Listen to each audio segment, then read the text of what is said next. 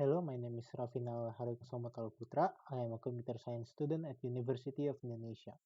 So my journey in computer science began from when I was a child. I always had a strong passion for computer science because I regularly use them, and thus that passion led me to pursuing a degree in computer science.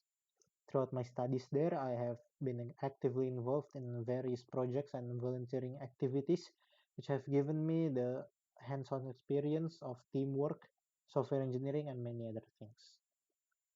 Currently, I am in my sixth semester and I am working on two projects right now. One is from the BANGKIT and one from my coursework in university.